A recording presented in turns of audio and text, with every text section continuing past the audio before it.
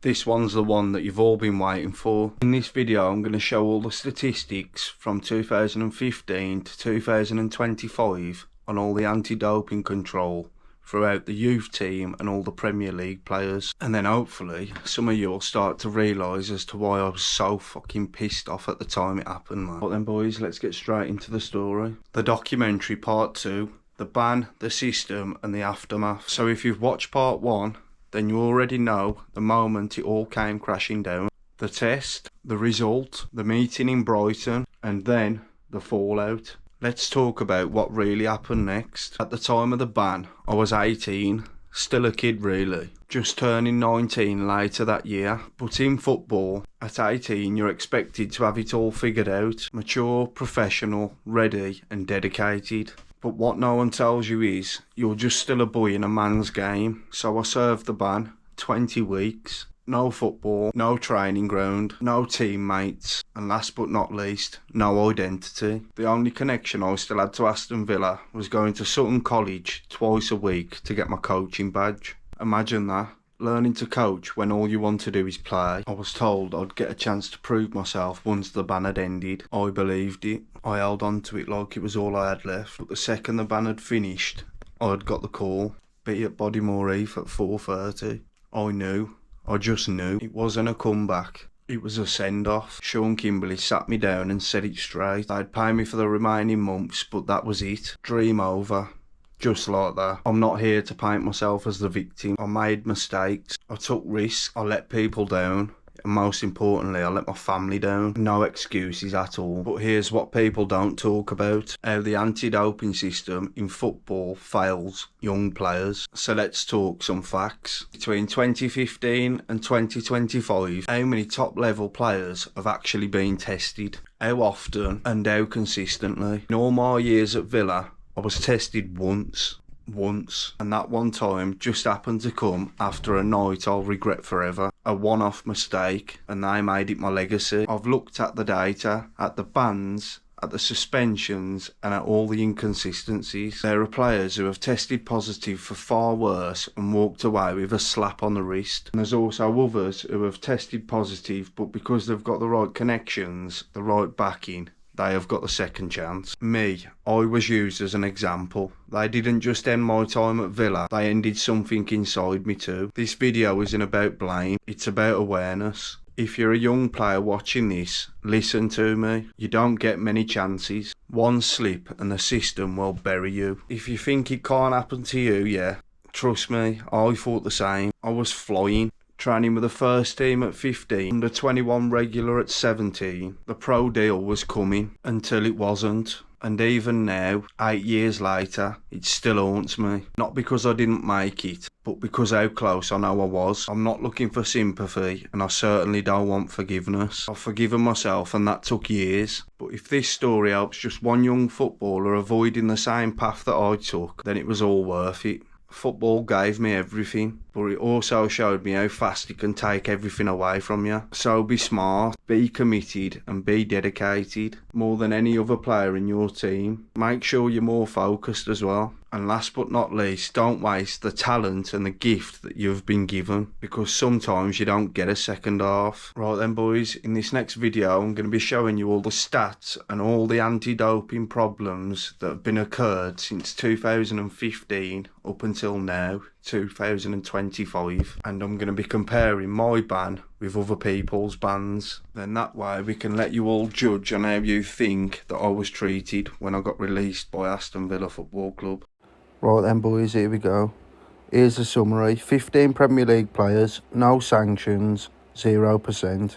24 non-Premier League players, 15 sanctions, 63%. That's all you got to say about it. Mine's bottom left, 20 weeks, cannabis, 2016. Then, look at the others. 2015 for a Premier League player, cocaine, no sanction. Amphetamine, 2016, no sanction. Morphine, no sanction. And trust me boys, there's many more than this. Just look at these next ones and I'm going to show you.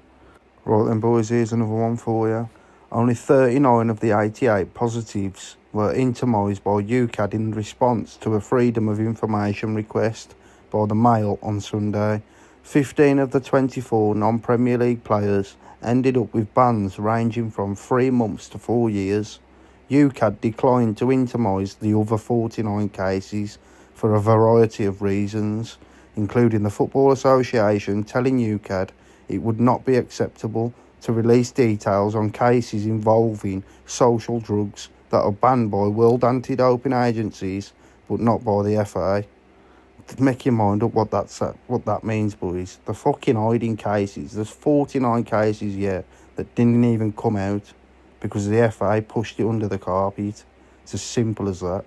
Right then, boys, here's another one, look. Premier League stars among 9 professional footballers who have tested positive for banned substances since 2022, but none have been banned, according to UK anti-doping figures. All 9 were permitted to continue playing for their clubs after the Football Association accepted that the drugs were taken for medical reasons or permitted route. These cases does not include Mykhailo Mudryk, who was provisionally suspended in 2024, or Paul Pogba, whose ban was reduced to 18 months. So what's going on, boys, with all the other players that don't even get a mention but do actually fail the drug tests? It gets pushed under the carpet and everyone just gets on with it because there's too much money in that game for us public people to find out. It's as simple as that. This next one, I'll show you the proof as to why I'm saying that. Now this one here, boys, this one fucked me off the most. This one was happening, a couple of months before me. FA covered up 13 failed drug tests before Saido Berahino ban was revealed. Read this one then, boys. The Football Association has kept 13 failed drug tests quiet since 2012 in the latest revelations to cast scrutiny on the way governing bodies handle the use of recreational drugs in sport. The Daily Mail revealed last week that new Stoke City signing Saido Berahino served an 8-week suspension imposed by the FA after reportedly testing positive for the ecstasy-based drug MDMA while playing for West Bromwich Albion. You know what's mad as well, boys? West Brom fucked him off to France as well in that time to a rehab to get himself sorted out. Read this then, boys, it's a fucking piss take. The positive test was kept quiet by all parties involved, with the FA arguing that keeping matters private was the most important thing in helping the players to recover. But the Daily Mail has now released a fresh report that 13 footballers tested positive for recreational drugs in the period between July 2012 and June 2016 before Berahino's failed test, while the number of positive cases discovered in out-of-competition testing is a very small number of the total tests carried out, working out at 0.17%.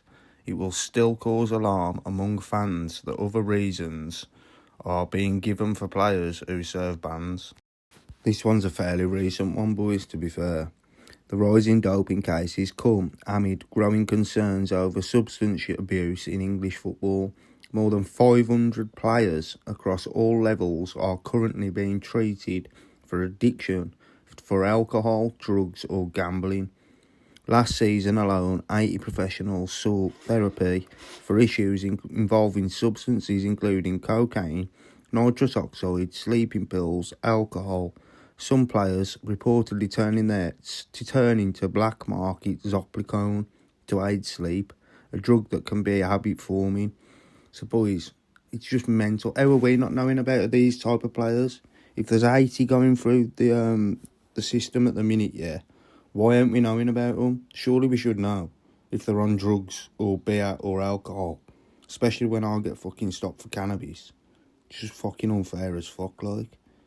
Right then, boys, read this one. The reason why recreational drugs are not being dealt with in the same fashion as doping offences, which tend to bring a 2-year ban for positive tests, is that UK anti-doping are hoping to educate and rehabilitate players rather than punish them for an out-competition transgressions.